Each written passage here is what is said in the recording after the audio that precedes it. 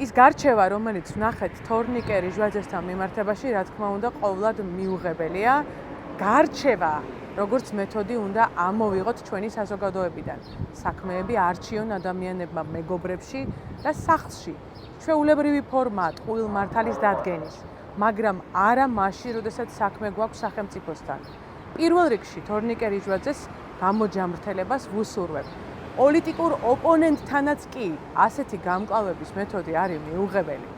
გარჩევები იმიტომ დაბრუნდა ჩვენ საზოგადოებაში, იმიტომ დაბრუნდა უბნებში, იმიტომ დაბრუნდა სახელმწიფოშიც, რომ ამოიძირკვა სასამართლო, როგორც მტყუან მართალის დადგენის საშუალება ხალხნო ნორმალურ სახელმწიფოში, ევროპულ სახელმწიფოში, რომელსაც ჩვენ ავაშენებთ. სასამართლო არის ის ადგილი, სადაც მე რომ რაღაცა მაწუხებს და მტკივა, რაღაცა საკითხი, რის გამოც შენ მე დამაზიანე, ეს საკითხი ირჩევა არა კორუმპირებული და მცოდნე ადამიანის წინაშე.